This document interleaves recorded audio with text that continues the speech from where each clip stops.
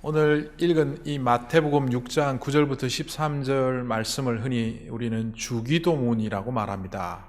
그런데 이것은 정확한 표현이 아닙니다. 암송을 위해서 또 반복적인 행위를 통해서 뭔가 마치 타종교의 연불처럼 외우는 것을 기도문이라고 한다면 오늘 이 마태복음 6장 9절부터 13절은 결코 기도문이 아닙니다. 그래서 우리는 주님 가르친 기도라고 표현합니다. 이것은 어떻게 보면 이렇게 기도하라 이렇게 말씀하시는 것처럼 보입니다. 그런데 다르게 보면 이렇게 기도하라라는 뜻이라기보다는 이렇게 살아라 라는 그런 말씀으로 우리에게 더 다가오고 있습니다. 이것이 왜 우리에게 이렇게 살아라 라는 뜻인지는 오늘 말씀 후반부에 자세히 살펴보겠지만 오늘 이 말씀이 그렇게 우리에게 삶의 기준으로 다가옵니다. 1년의 마지막 자리에 서다 보면 우리는 가끔 이렇게 생각하죠. 지난 1년을 내가 어떻게 살았지? 열심히 살아왔는데 어떤 때는 내가 어떻게 살았는지를 모른 채 달려오다 보니 1년의 마지막 시간에 그것을 생각하죠. 또한 1년이 시작되는 첫 시간에 되면 앞으로 어떻게 살아가지? 그걸 생각합니다. 결국 이 흔히 하는 바 송구영신, 새해 맞이 이 순간에 우리는 어떻게 살았는지 또한 어떻게 살 건지를 자기가 의식을 하든 의식을 못하든 그렇게 생각을 하게 됩니다. 그런데 대부분의 사람들이 이게 왜 잘 모르고 어려운가 하면요, 어떻게 사는 것이 좋은 것인지를 모른 채 살아가기 때문입니다. 어떤 기준도 없고 명확한 규범도 없이 살아가다 보니까 열심히 살았는데도 불구하고 후회되고 또 앞으로 어떻게 살아야 될지도 모른 채 살다 보니 과거에 했던 습관들이 좋은지 나쁜지도 모른 채 그냥 이어서 하는 거죠. 그러다 보니 사람들은 2019년 12월 31일이나 2020년 1월 1일이나 차이 없이 살아갑니다. 그런데 오늘 이 주님 가르친 기도를 통하여 어떻게 사는 것이 잘 사는 것인지 또 앞으로 어떻게 살아가야 할지를 우리는 살펴볼 수 있게 됩니다. 중국의 이야기를 하나 하겠습니다. 중국의 공자라는 분은 여러분 아시죠? 그리고 공자에게 마치 예수님의 베드로와 같은 제자가 있었습니다. 여러 제자 중에 안회라는 제자가 있었습니다. 이 제자는 배우는 것도 좋아하고 공자를 따라다니기를 너무너무 좋아해서 수행하며 제자 생활을 오랫동안 했던 사람입니다. 이 사람이 하루는 심부름으로 시장에 가게 되었습니다. 시장에 갔는데 한편에서 확착지글 싸움이 난 거예요. 들어보니까 주인은 382 24라 그러고 손님은 382 23이라고 하는 것 때문에 싸우는 거죠. 손님이 왜 23전만 받아야지 나한테 24전을 달라고 하냐? 그러니까 주인이 이보쇼 3전짜리 8개를 샀으면 24전이니까 24전 내라고 하는 것은 아니요. 그러니까 손님이 좀 무식했던지 38은 23인데 왜 자꾸 24전을 달라고 하냐? 보다 못한 안회가 정중하게 손님, 제가 얘기를 들어보니까 38이 24가 맞습니다. 그러니까 네가 뭔데 끼어들어갖고 그러냐고, 옳고 그름은 분별해야 되지 않겠습니까? 그러니까 이 손님이 화를 내면서 우리 동네에서 제일 잘 아는 분은 공자 선생님인데 그럼 공자 앞에 가자. 네가 맞으면 내 목을 내놓겠다. 너는 뭘 내놓겠냐? 안회는 웃으면서 제가 쓰는 이 관은 가문에 대를 잇는 관입니다. 그러면 이 관을 제가 드리죠. 그리고 공자한테 갔더니만 자초지종을 다 들은 공자가 빙긋이 웃으면서 안회 보고 관을 벗어서 드려라. 네가 틀렸다. 38이 23이다. 안회는 선생님이 이제 나이가 들고 지혜가 좀 떨어지셔서 판단을 잘못하시는구나. 그랬지만 스승이니까 관을 벗어서 억울하지만 벗어주었어요. 그날 밤 곰곰이 생각해 보니까 이제 더 이상 공자를 따라다니는 것은 의미가 없지 않는가. 그래서 선생님한테는 집에 일이 있다고 말을 하고는 그 다음날 집에 간다는 핑계로 짐을 싸서 떠나려고 합니다. 공자는 알았는지 몰랐는지 부르더니만 그래 집에 갔다가 이 일을 마치면 속히 오도록 하라. 대신 내가 너에게 2가지 충고를 해주겠다. 그러면서 속도 모른 채 충고를 했습니다. 첫 번째 충고는 천년고수 막존신. 두 번째 충고는 살인불명 물동수라고 했습니다. 아내는 뭐 듣는 둥 마는 둥 하여튼 뭐 알았습니다 그러고 짐을 싸서 자기 가문의 보금도 챙기고 이제 완전히 떠날 마음을 가진 거죠. 짐을 꾸려서 길을 가는데 막 비가 쏟아지더니만 천둥번개가 치는 거예요. 그래서 비를 피하겠다고 딱 큰 나무 밑에 갔더니만 갑자기 천년고수 막종신, 천년이 된 오래된 고목나무 밑에 네 몸을 피하지 마라. 이 말이 생각나서 그래도 내가 수년을 따라다닌 스승인데 그래 그 말 듣자 하고 피했던 나무로부터 나와서 몸을 다른 데로 옮기는 순간 번개가 나무에 떨어져서 나무가 작살이 나버린 거예요. 그때 깜짝 놀랐죠. 이야, 묘한 일이네. 그리고 집을 갔습니다.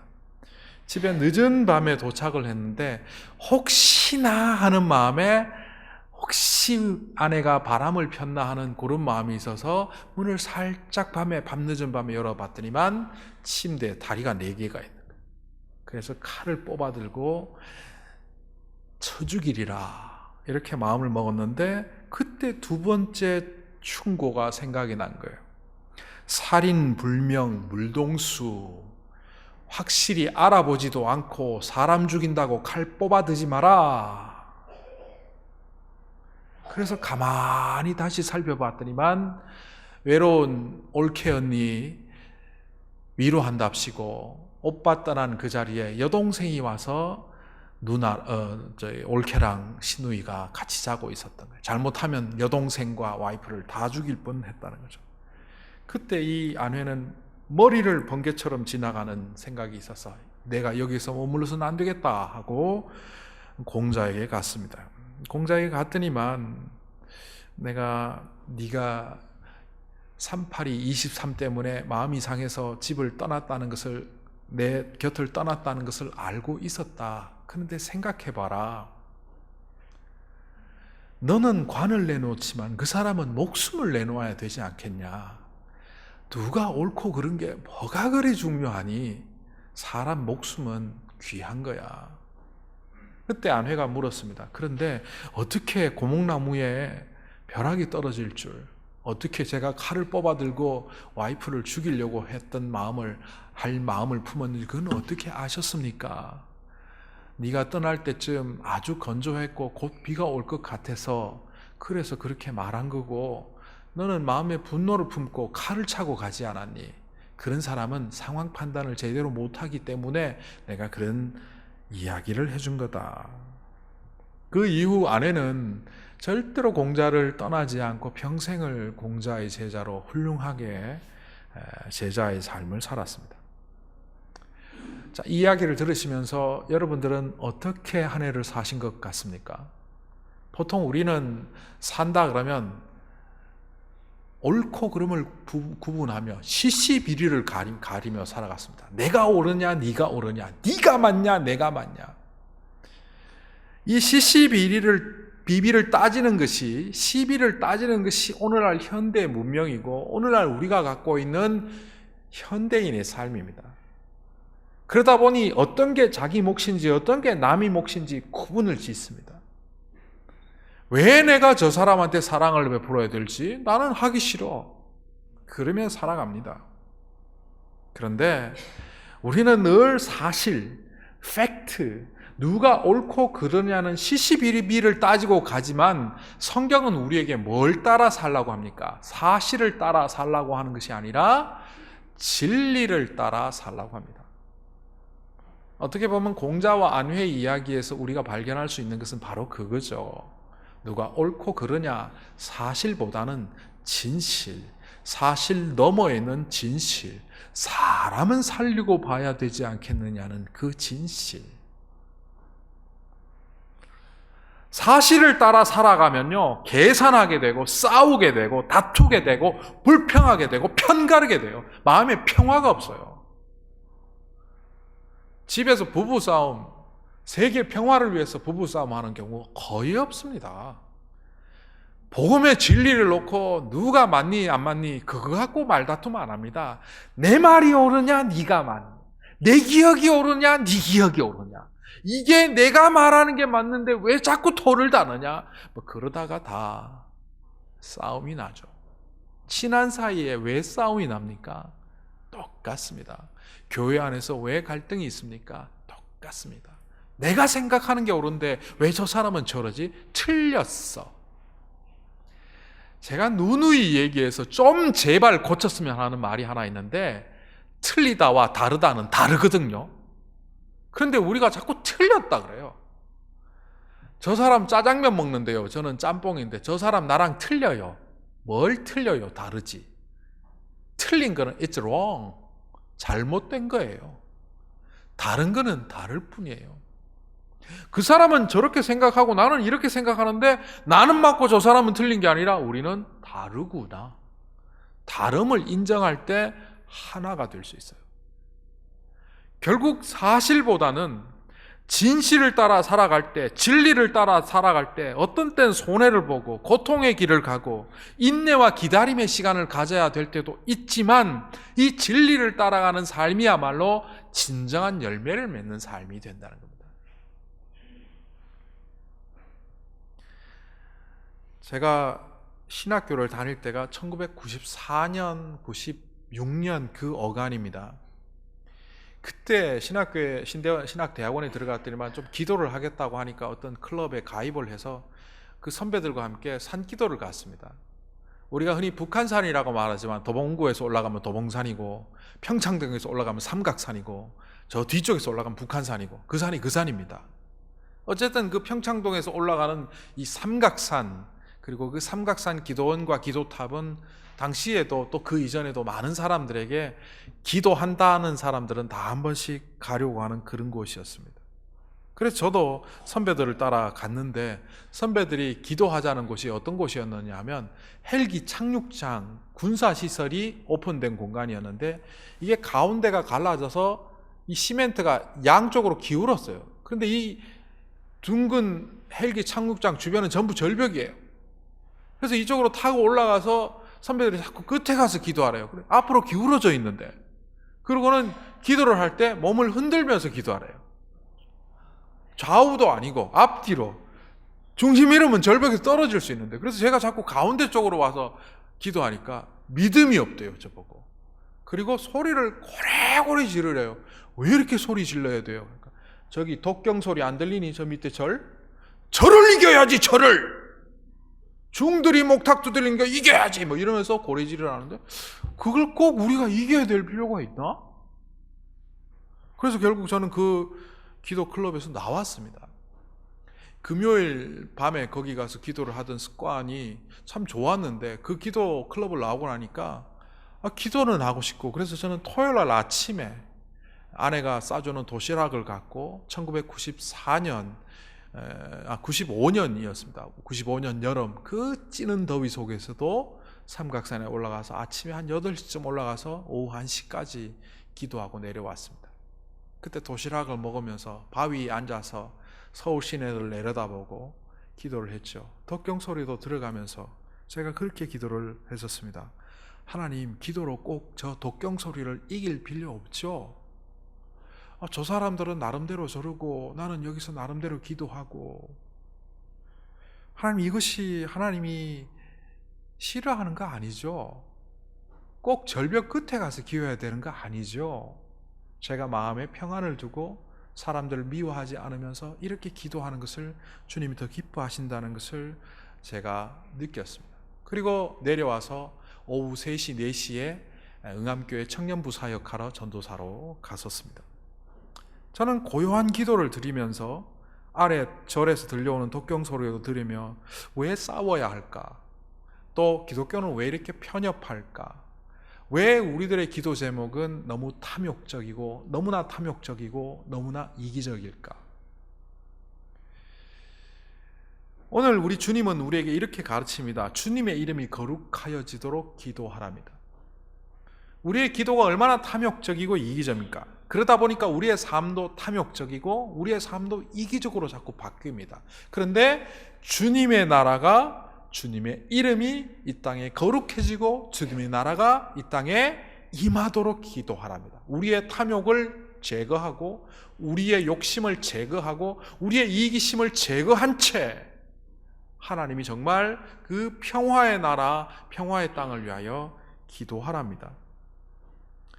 근데 아버지의 이름이 거룩하여지게 하옵소서라는 이 기도 속에 숨겨진 비밀이 있습니다.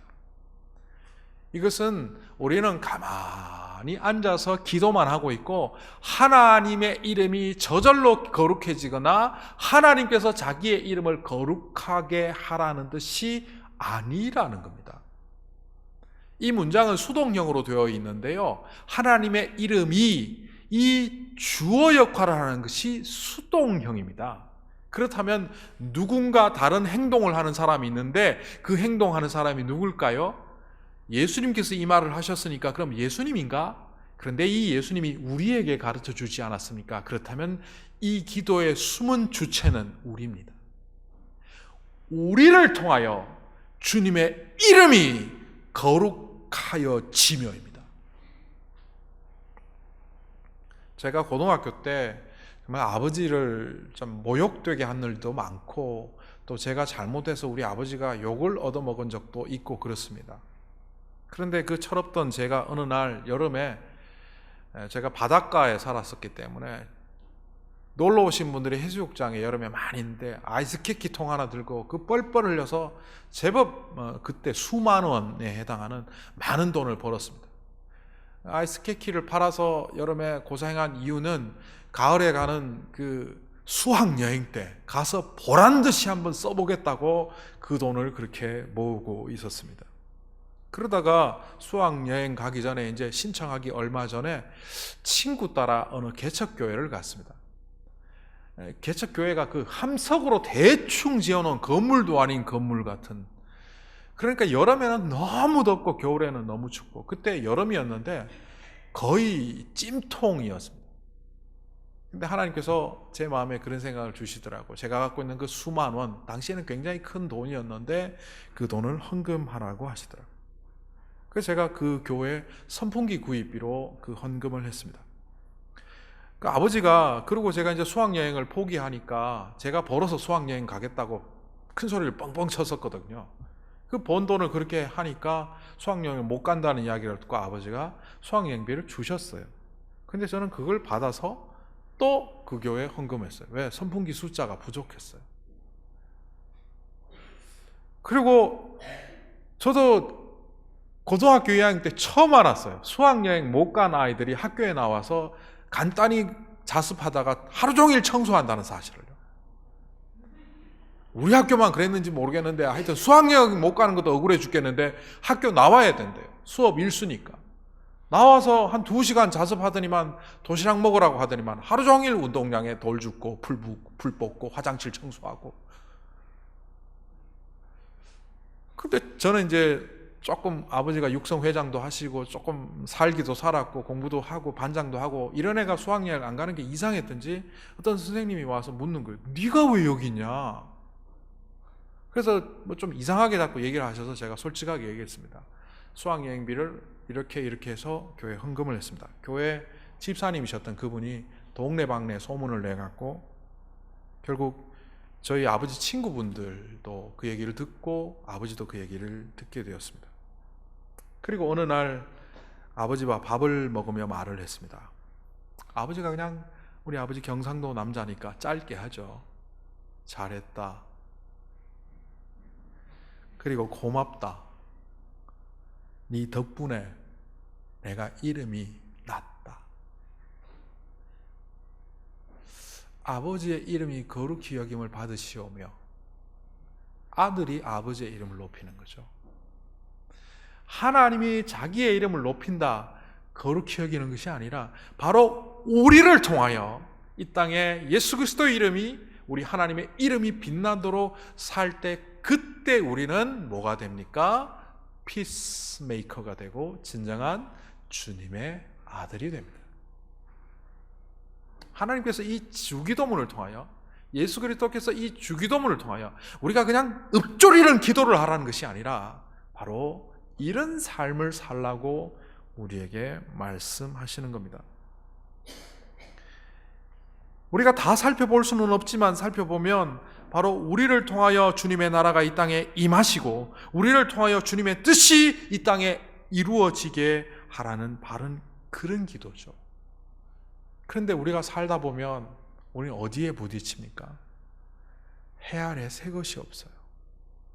우리가 발버둥을 쳐도 주님의 뜻이 우리를 통해서 이루어지기가 어렵고, 우리가 발버둥을 쳐도 우리를 통하여 하나님의 나라가 이 땅에 임한다는 것은 참 어렵습니다.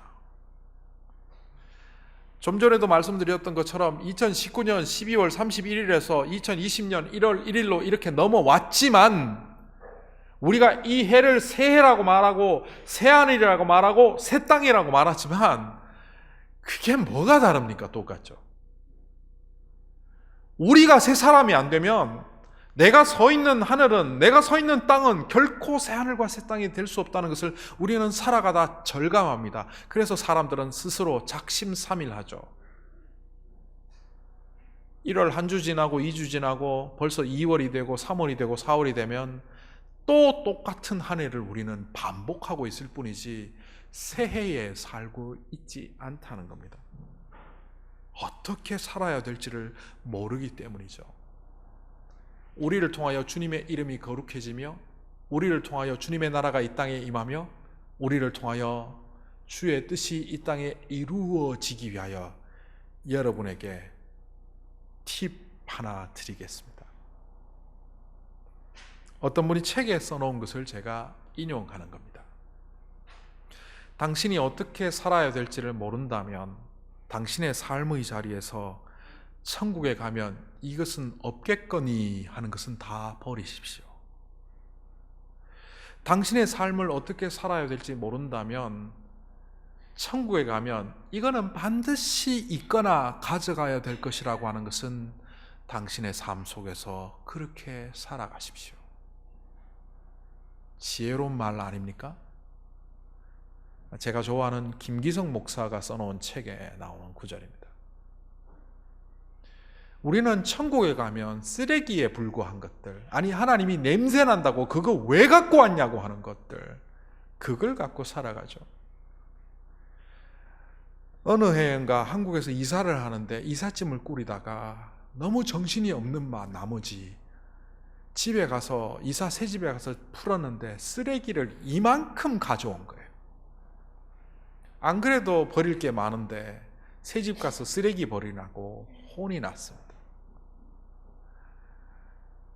미국 와서 또 여러 번 이사를 했는데 한 번은 보니까 냉장고에 있는 물건을 통째로 안 챙기고 그냥 왔더라고요.